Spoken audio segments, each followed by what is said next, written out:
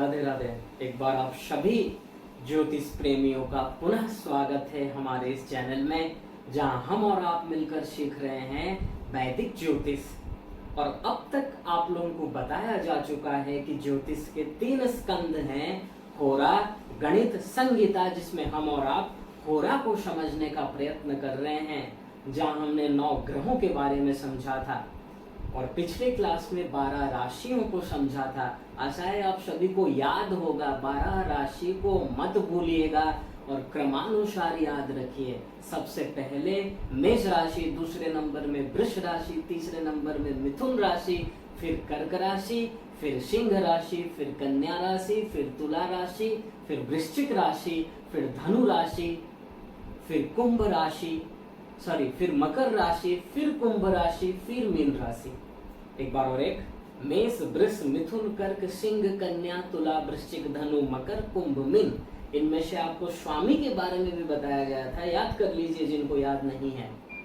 मेष और वृश्चिक राशि का स्वामी मंगल है, वृषभ और तुला राशि का स्वामी शुक्र है, मिथुन और कन्या राशि का स्वामी बुध है, कर्क राशि का स्वामी चंद्रमा है, सिंह राशि का स्वामी सूर्य है, धनु और मीन राशि का स्वामी गुरु है और मकर और कुंभ राशि का स्वामी शनि है। इतना आप लोगों को बताया गया था और हमने कहा था क्रमानुसार राशियों को याद रखिएगा।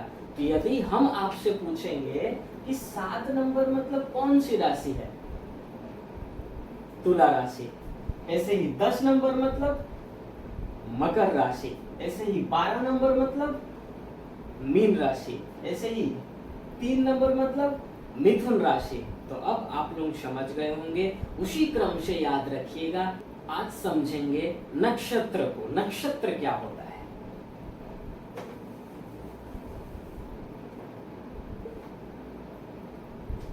नक्षत्र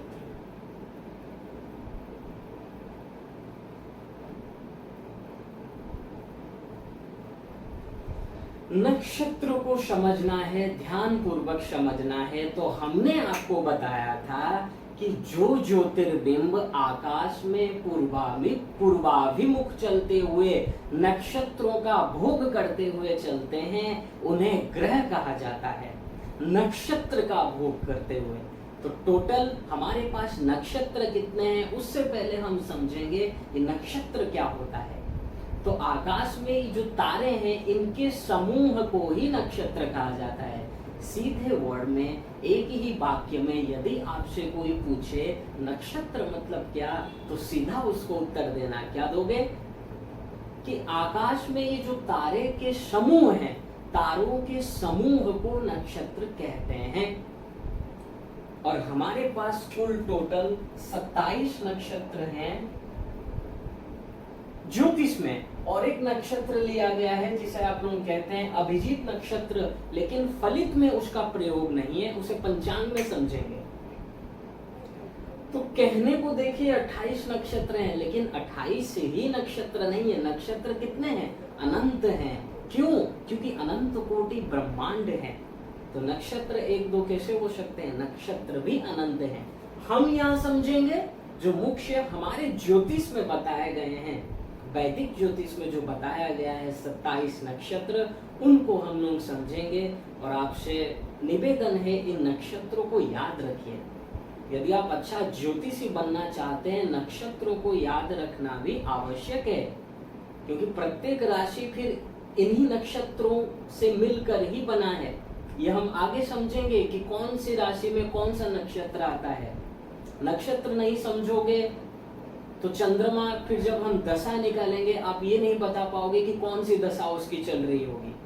सॉफ्टवेयर के माध्यम से तो आप बता सकते हो, लेकिन अपने बुद्धि के अनुसार जातक का कुंडली देखते ही आप देखोगे कितना डिग्री है, चंद्रमा कितना उस राशि में चल चुका है, उसके हिसाब से फिर नहीं बता सकते। इसलिए नक्षत्र को समझना परमावश्यक है। तो सबसे पहले आया अश्विनी नक्षत्र, याद रखिएगा आप लोग इसको।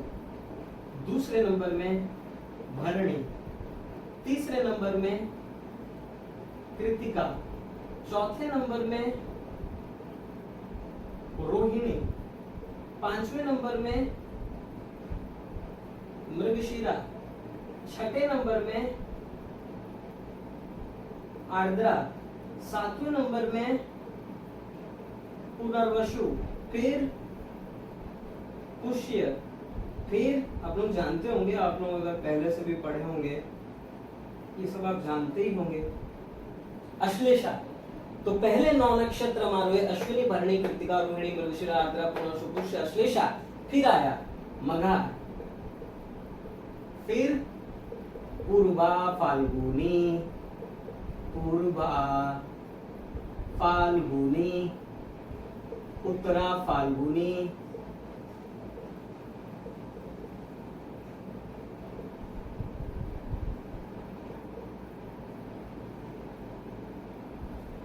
हस्त नक्षत्र,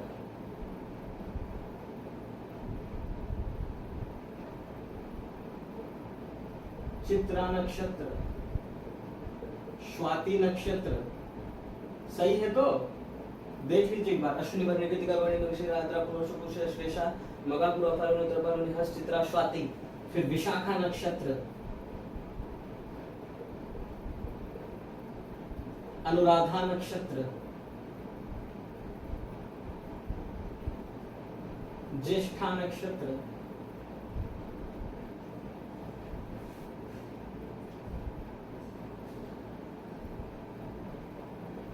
मूल नक्षत्र, फिर आया पूर्वाषाढ़ा, पूर्वा साढ़ा, फिर आया उत्तराषाढ़ा,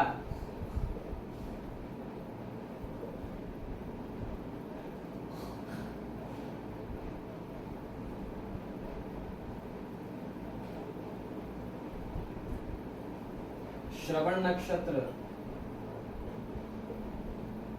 धनिष्ठा नक्षत्र,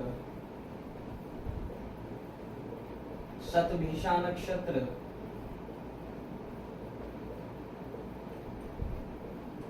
पूर्वा भाद्रपद नक्षत्र,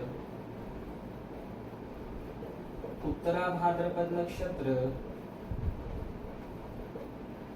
रेवती नक्षत्र। ये हो गए हमारे 27 नक्षत्र और एक है अभिजीत। याद कर लीजिए आप लोग, अश्विनी, भरणी, कृत्तिका, रोहिणी, मृगशिरा, आर्द्रा, पुनर्वसु, पुष्य, अश्लेषा, मघा, पूर्वा, फाल्गुनी, उत्तरा फाल्गुनी, हस्त, चित्रा, स्वाति, विशाखा, अनुराधा, ज्येष्ठ, मूल, पूर्वाषाढ़ा, उत्तराषाढ़ा, श्रवण, धनिष्ठा, शतभिषा, पूर्वा भाद्रपद, उत्तरा भाद्रपद, रेवती। ये 27 नक्षत्रों को आपको याद ही रखना है। और देखिए, यदि हम इनको याद रखेंगे, अंशात्मक विस्तार आगे आपको समझा देंगे। पहले आप लोग 27 नक्षत्रों को समझिए, उसके बाद हम अंशात्मक विस्तार बता देंगे। हमारे यहाँ ये 27 नक्षत्र बताए गए हैं। आप लोग स्क्रीनशॉट लेना चाहेंगे तो ले लीजिए, अन्यथा आपको मिल भी जाएगा पुस्तक में, नेट में देख लीजिएगा। यहाँ पर इतना समझिए, ये 27 नक्षत्र हैं, इनको आपको याद रखना है। 2-4 बार पढ़ेंगे, याद हो जाएगा। अश्विनी, भरणी, कृत्तिका, रोहिणी, मृगशिरा, आर्द्रा, पुनर्वसु, पुष्य, अश्लेषा, मघा, पूर्वा, फाल्गुनी, उत्तरा फाल्गुनी, हस्त, चित्रा, स्वाति, विशाखा, अनुराधा, ज्येष्ठा, मूल, पूर्वाषाढ़ा, उत्तराषाढ़ा, श्रवण, धनिष्ठा, शतभिषा, पूर्वा भाद्रपद, उत्तरा भाद्रपद, रेवती। ये 27 नक्षत्रों को आपको याद रखना है और इनके स्वामी को देख लीजिए। टोटल हमारे पास ग्रह कितने हैं? 9 ग्रह हैं। तो नक्षत्रों के स्वामी भी वो ग्रह ही हैं। क्या क्या ग्रह? जैसे अश्विनी, इसका स्वामी है केतु,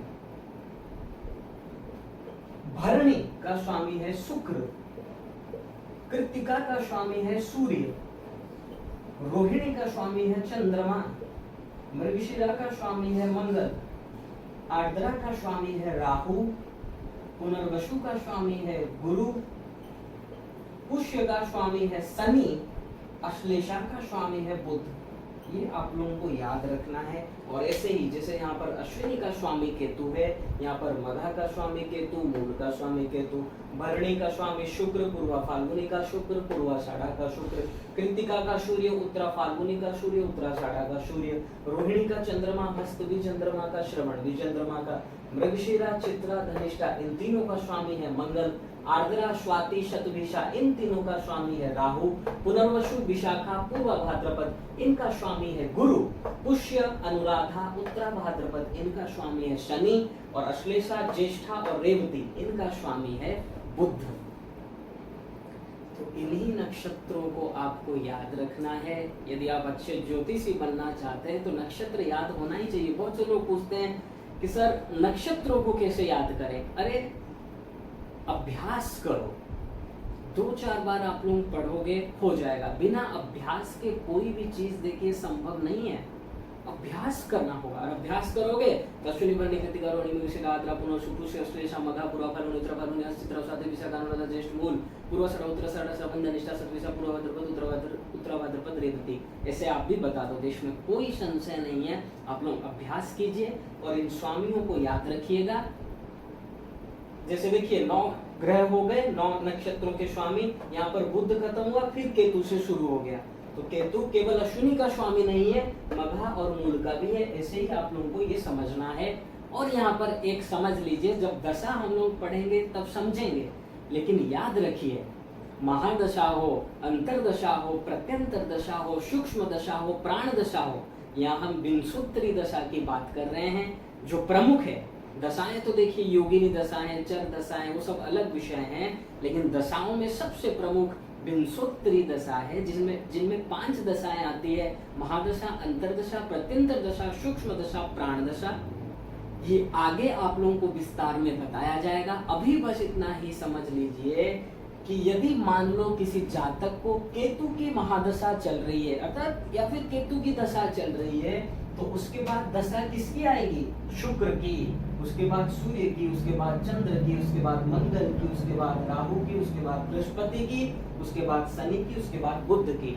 तो यदि आप ये क्रम याद रखोगे, नक्षत्रों के स्वामियों को याद रखोगे, तो आप समझ जाओगे कि नक्षत्र जैसे सीरियल वाइज उनके स्वामी हैं, उन्हीं के हिसाब से ही दशा आता है।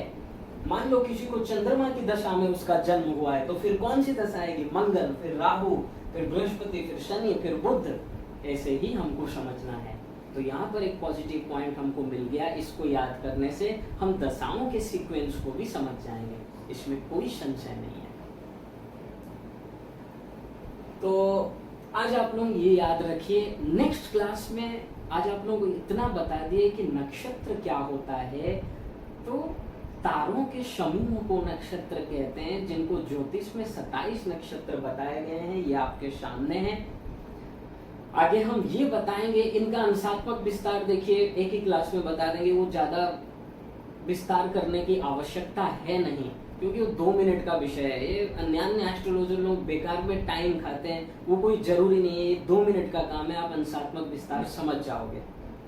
और वो समझ गए मतलब गणित आपको आएगा तो वो आप आराम से समझ जाओगे, इसमें कोई संशय नहीं है। ये आगे आप लोगों को बताया जाएगा, वो कोई ज्यादा इंपॉर्टेंट नहीं है। इंपॉर्टेंट है ये 27 नक्षत्रों को याद करना है, इनके स्वामियों को आप याद करिए। इस स्वामी को याद करेंगे तो आप समझ जाएंगे। दशा भी इनके अनुसार होता है। जब हम फिर दशा पढ़ेंगे आगे, तब आपको सरल होगा समझने में। और एक बात यहाँ पर हम कहना चाहते हैं, देखिए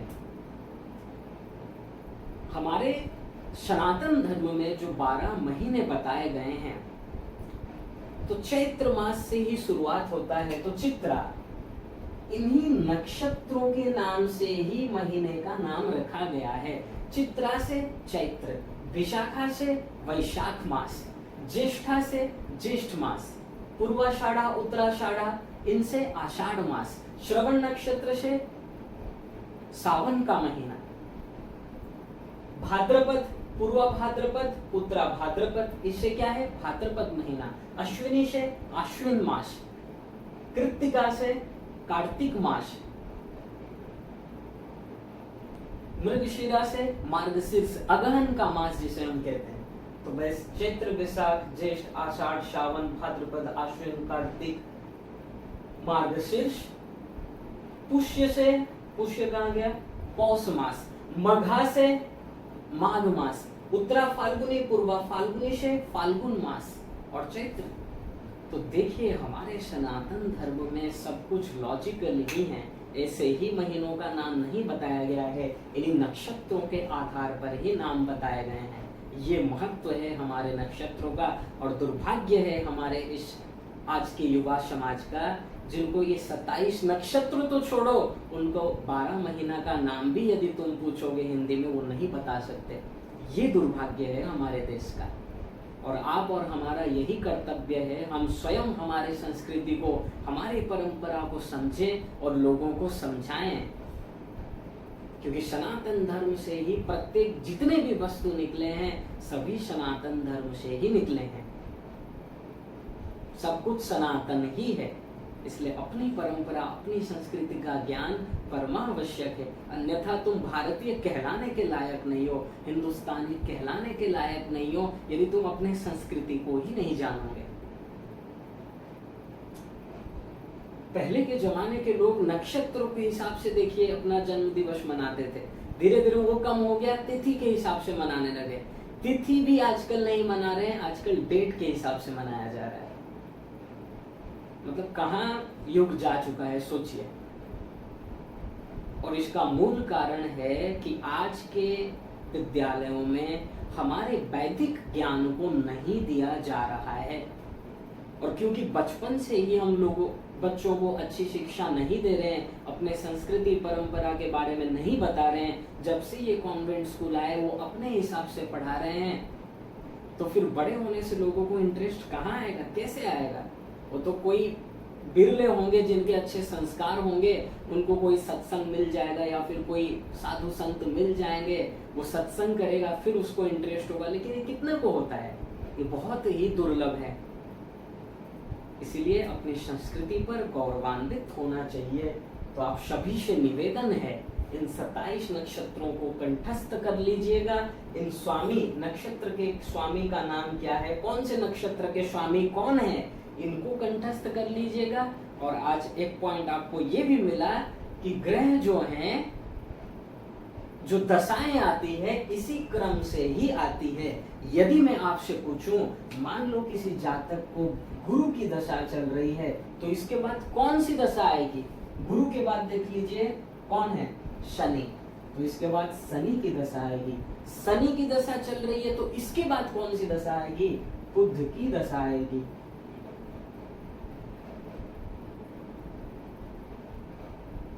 इतना आप लोगों को समझना है। तो आप सभी से इजाजत चाहेंगे, नेक्स्ट क्लास में और एक दो क्लास नक्षत्र के बारे में समझेंगे, फिर हम ग्रहों के गुण स्वरूप को समझने का प्रयत्न करेंगे। ये इसलिए पढ़ाया गया क्योंकि देखिए यहाँ से आपको मालूम पड़ रहा है कि नक्षत्रों का स्वामी कौन है, और ग्रह जब हम पढ़े तो वहां पर डेफिनेशन ही आया कि जो नक्षत्रों का भोग करते हुए चलते हैं। आगे जब हम राशि के बारे में पढ़ेंगे तो ग्रहों की कौन सी उच्च राशि, मित्र राशि, शत्रु राशि, सम राशि, नीच राशि, मूल त्रिकोण राशि, ये सब पढ़ेंगे, धीरे धीरे पढ़ेंगे, ताकि आप लोगों को कोई भी परेशानी ना हो। और यदि कोई परेशानी हो रही है तो कमेंट सेक्शन में आप लोग पूछ सकते हैं, आपको अवश्य उत्तर मिलेगा। तो इजाजत चाहेंगे, अगले क्लास में फिर मुलाकात होगी आप सभी से। तब तक के लिए यही बस निवेदन है, जो जो आप लोगों को पढ़ाया जा रहा है पढ़िए, मन देकर पढ़िए, खुशी से पढ़िए। यदि आप अच्छे ज्योतिषी बनना चाहते हैं, उसका कर्तव्य ही यही है, मतलब इंटरेस्ट होना चाहिए, ज्योतिष से प्रेम होना चाहिए, तभी आप अच्छे ज्योतिषी बन सकते हैं। और पुस्तक को अवश्य पढ़ा कीजिए, आप अच्छे ज्योतिषी बन जाएंगे, इसमें कोई संशय नहीं है। राधे राधे।